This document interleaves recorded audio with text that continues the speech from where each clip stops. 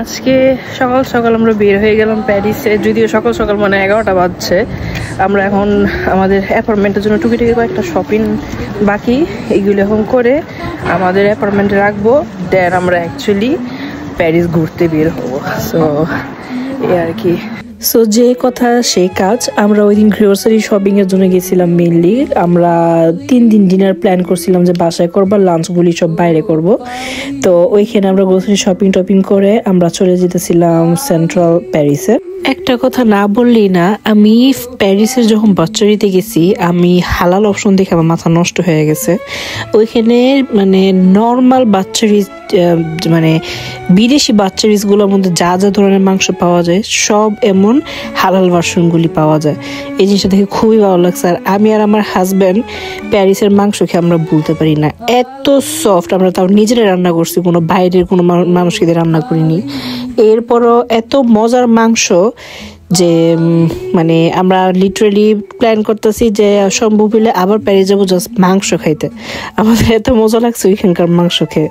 London যখন ছিলাম তখনও হালাল বাচ্চারিজ ছিল না যে তা না, কিন্তু যেমন কয়েকটা দোকান পাওয়া যেত যে মানে সব কিছু পাওয়া যায়। যেমন তারেক হালালটা ইলফরে খুবই ফেমাস ছিল আমি জানি, তো ওইখানে যেমন সব ধরনের মাংস পাওয়া যেত, কিন্তু ওই একটা দোকানে। কিন্তু প্যারিসে যেটা দেখলাম প্রত্যেকটা এলাকায় প্রায় 2-3টা করে এরকম হালাল বাচ্চারি, আর সবগুলি একই রকম অনেক ধরনের মাংস পাওয়া যায়। যে কারণে আমি মানে আরো অবাক হয়েছি জিনিসটা দেখে যে এত ধরনের অপশন এখানে পাওয়া যায়।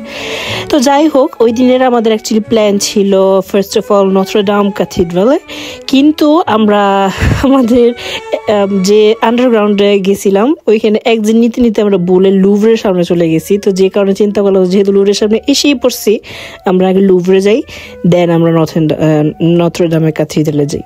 প্যারিসের কয়েকটা মেট্রো ট্রেনে দেখলাম যে এরকম স্টপ থাকে যে স্টপটার দিকে আপনি যাবেন ওই স্টপের জায়গাটা কি লাইটটা ব্লিঙ্ক করবে এরকম। যেগুলি আপনি পার হয়ে গেছে ওইগুলি লাইট বন্ধ হয়ে যাবে, যেগুলি যাবেন ওগুলি আপনার লাইট এমন অন থাকে। তো জিনিসটা দেখে আমার খুব ভালো লাগছে, কারণ লন্ডনে আমি জিনিসটা কোনো সময় কোনো আন্ডারগ্রাউন্ডে দেখি। আমাদের মিলি ভুলটা হয়েছে এই স্টেশনে গিয়ে শাতলে লেজল, আই ডোন্ট নো আমার প্রনাউন্সিয়েশন এগেইন ভুল হইতে পারে, sorry, I am just trying my best. তো যেটা বলতেছিলাম, এই স্টেশনটার মধ্যে নর্মালি একটা আন্ডারগ্রাউন্ডে কয়টা একদিক থাকে?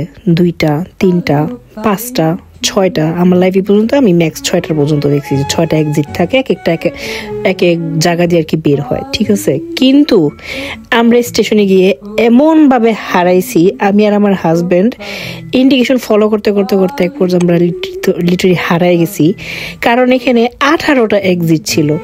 সো আমরা নটর ডামের দিকে না গিয়ে আমরা লুভরের দিকে চলে গেছিলাম। সো আমরা যেহেতু ওই দিকেই এক্সিট নিছি, এগেন আমরা আগে লুভরে চলে গেছি এই কারণে। বাই দ্য ওয়ে, আমার প্রত্যেকটা ট্যুর ব্লগের মধ্যে আপনারা একটা করে কোকো স্টপ পাবেন। কোকো স্টপ হচ্ছে আমরা যখন কোনো কবুতর বা পাখির সামনে থামি আমার মেয়ের জন্য, কারণ আমার মেয়ে কবুতর পাখি খুবই পছন্দ করে। তো এই কারণে ওকে একটু কতক্ষণ কবুতরের সাথে একটু খেলাই, দেন আমরা যেখানে যাওয়ার যাই। হাতগুলি ভিতরে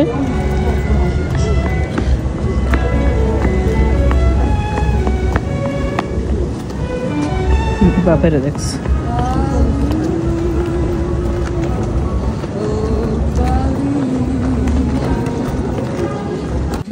আচ্ছা, আমাদের চেঞ্জ অফ প্ল্যানস। আমাদের নত্র দাম যাওয়ার কথা ছিল, কিন্তু আমাদের প্যারিসে সর্তি করতে করতে আমরা এখন লুভরের সামনে এসে পড়ছি। চিন্তা করতেছি এখন লুভরের আগে দেখে যাই, দেন আমরা নত্র দাম যাব।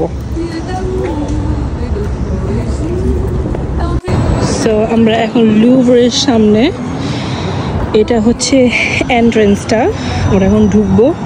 মেইনলি যে পিরামিডটা আছে, গ্লাসের যে পিরামিড, ওইটার সামনে যাব। আর আমাদের ভিতরে যাওয়ার ইচ্ছা নেই, কারণ অনেস্টলি মোনালিসা স্যার আমরা পেইন্টিং এত ভালো চিনি না যাই না, so we are not really interested. আচ্ছা, এটা হচ্ছে ফার্স্ট স্কোয়ার, আর আমরা অ্যাজ এ সেট আমরা মেইনলি যাবো যে গ্লাসের পিরামিডে।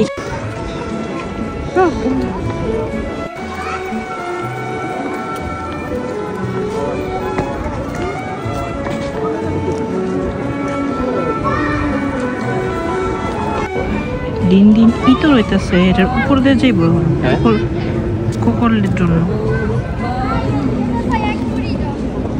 এই যে উপর দিয়ে যাবো। কোনটা কই এটা দেখো এটা চুলগুলো আছে ঠিক আছে কইবো দেখো না পাও চলতেছে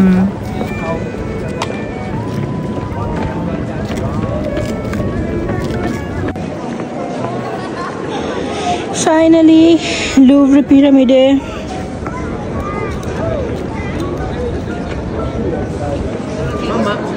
পাপা যাও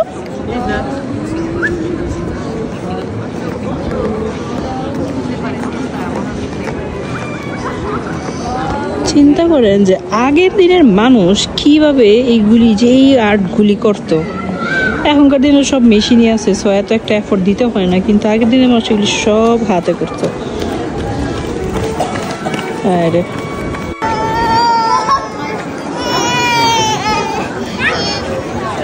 আচ্ছা মাম্মা কি চাইছো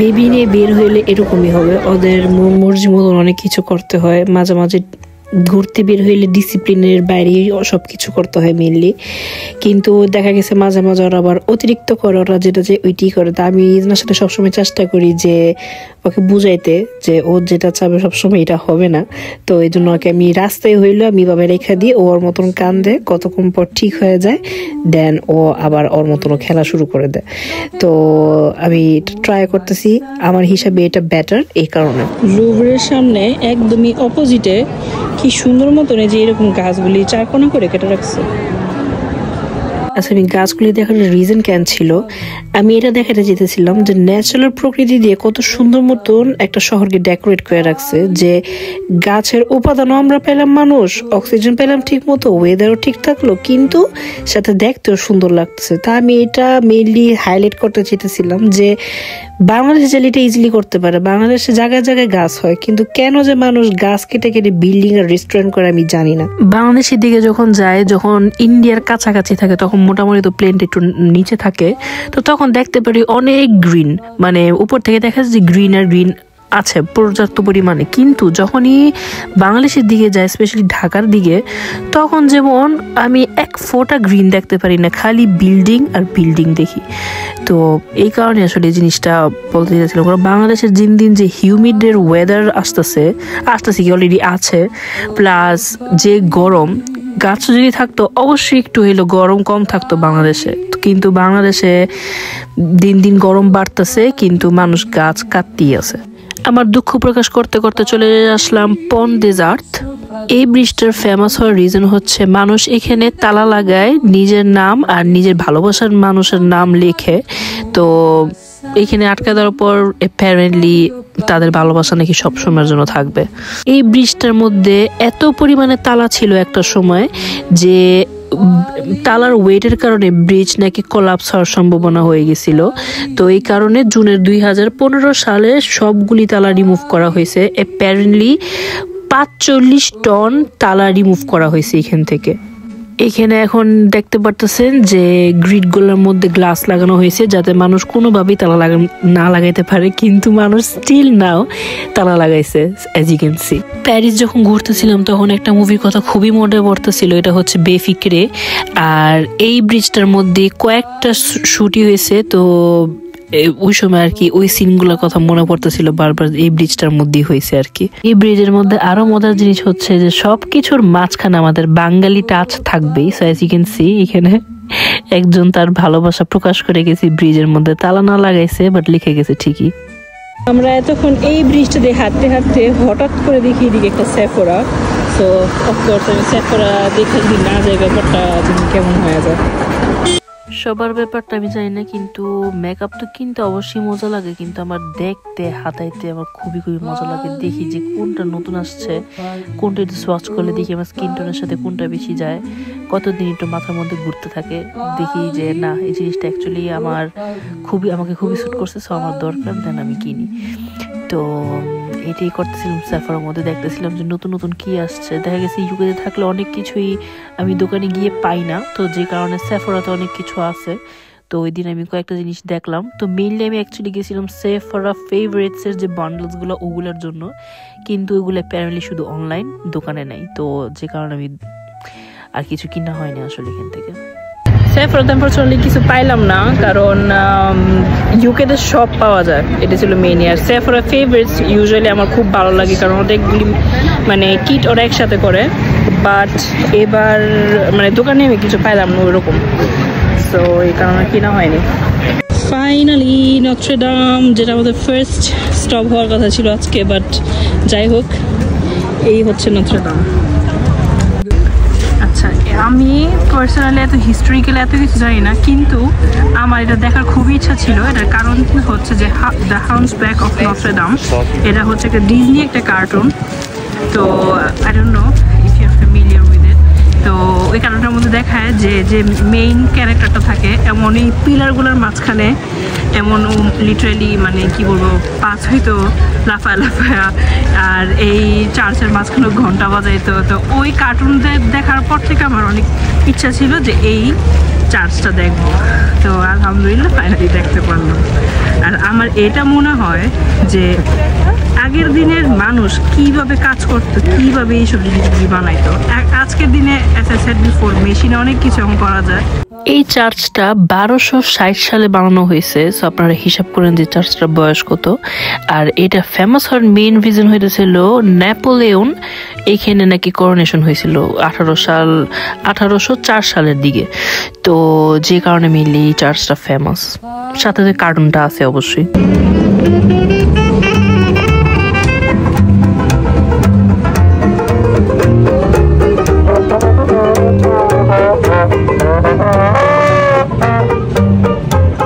আমরা এখন একটা অনেক ফেমাস বেকারিতে যেতেছি প্যারিসের, which is this one, you can read it yourself. কয়েকটা টিকটক ফেমাস বেকারির মধ্যে ছিল এটা প্যারিসের। তো আমি মেইনলি অ্যাকচুয়ালি অন্য একটা খাবারের জন্য গেছিলাম, বাট ওইটা পাই নেই। তো ওইখান থেকে আমরা কার্দামম বান আর একটা লেমন টার্ট নিয়েছিলাম। কার্দামম বানটা ভালো লাগছে, বাট লেমন টার্টটা আমার মোটামুটি, কারণ আমি পার্সোনালি সুইট কোনো জিনিসপত্রের সাথে ফ্রুট মিক্সড হলে আমার পছন্দ না।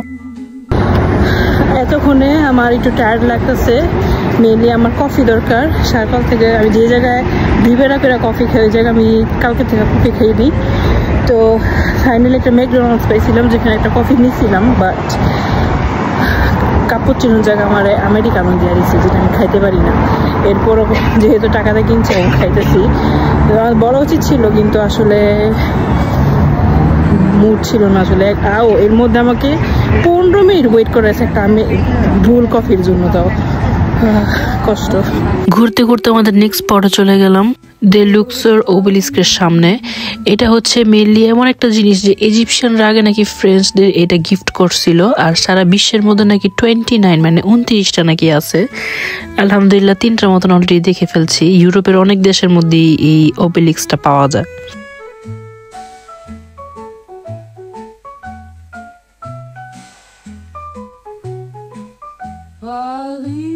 ওই দিন বিকেলে আমাদের একটা ক্রুজ বুক করা ছিল, আর পিক আপ পয়েন্ট ছিল আইফেল টাওয়ারের সামনে সেন নদী থেকে।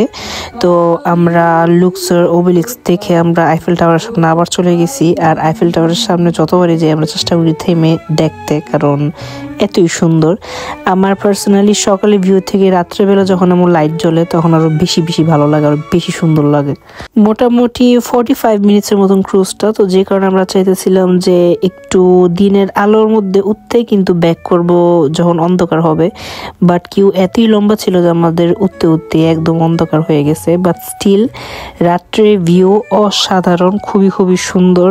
প্যারিস রাত্রেবেলা আমার ইউজুয়ালি মানে ইউরোপের অন্য যতটুকু দেখছি আমার কাছে দিনের বেলা পার্সোনালি বেশি ভালো লাগে মনুমেন্ট দেখতে, কিন্তু প্যারিস রাতের বেলা লাইটিং এর মধ্যে খুবই খুবই সুন্দর। আর ক্রুজের মাঝখানে তো অন্যরকম একটা সুন্দর, কারণ স্ট্রিট লাইটস গুলি থাকে, সবগুলি মনুমেন্টের উপরে এমন লাইট করা থাকে, মানে ওভারঅল নিজ চোখে খুবই সুন্দর একটা ভিউ।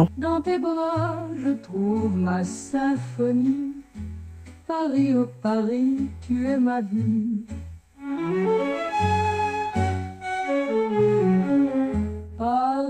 রাত্রেবেলা দৌড়াইতেছে মানুষের মন, রাত্রেবেলা দৌড়াদৌড়ি করতেছে।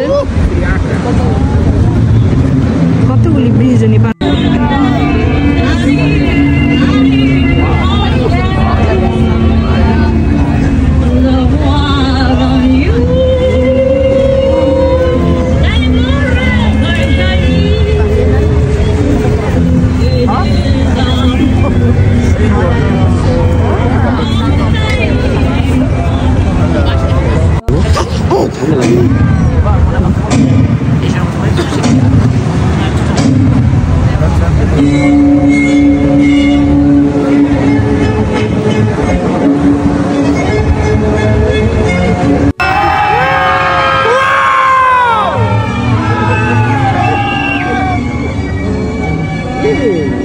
ব্রিজটা দেখছে কি সুন্দর।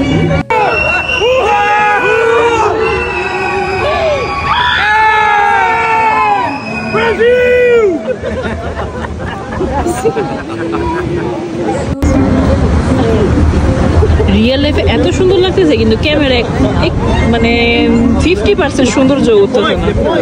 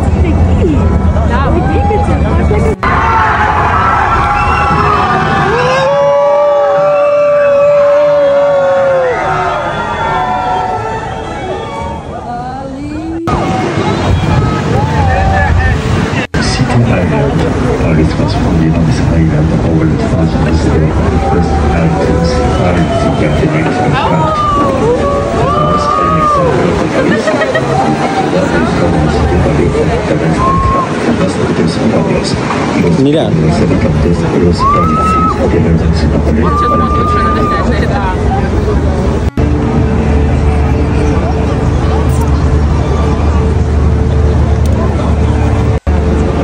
La passée sur le Pont Neuf, il a été construit il y a plus de 400 ans. C'est le pont le plus ancien de Paris et Flowers, the New Bridge.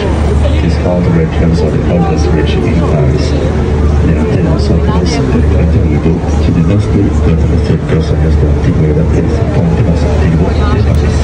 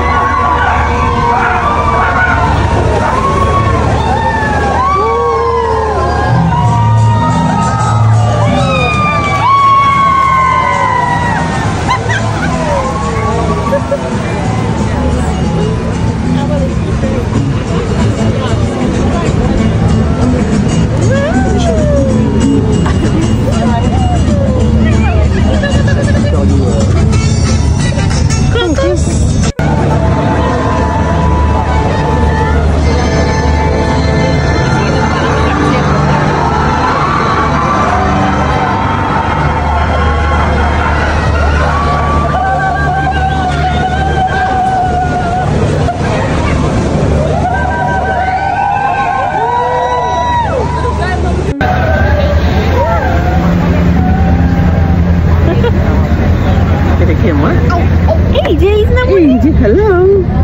Say hello. Hey. Daráno.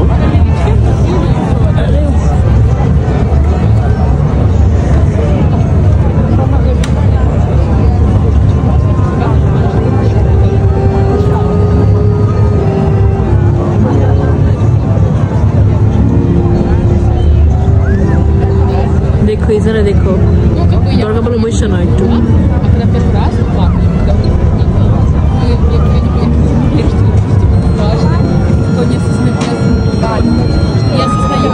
আজকে বিকালে যে bridge দিয়ে হাইটে গেছিলাম যেটা হচ্ছে লুফ কোথায় গেল এই যে এটা হচ্ছে লুফ লুরে বরাবর যে ব্রিজটা তালা লাগাইছে আগে যার কি লাগাইছিল এই ব্রিজটা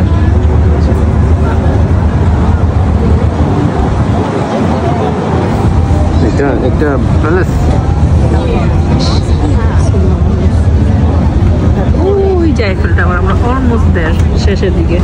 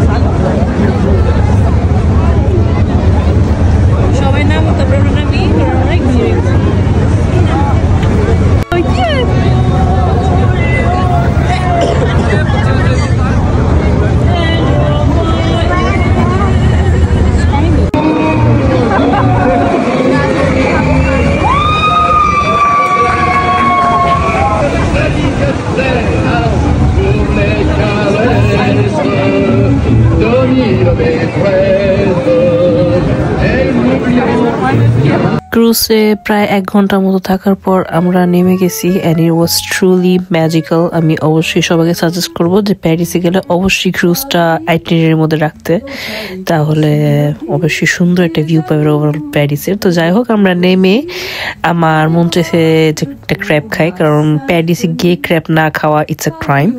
সো আর যেহেতু খুবই ঠান্ডা ছিল এই সময়, ক্র্যাবটা একদম গরম গরম ছিল, খুবই মজা লাগতেছিল এই সময়। যাত্রা শেষ, আমরা এখন আমাদের অ্যাপার্টমেন্টে ব্যাক করতেছি ভিউ দেখতে দেখতে মেট্রোর ভিতরে।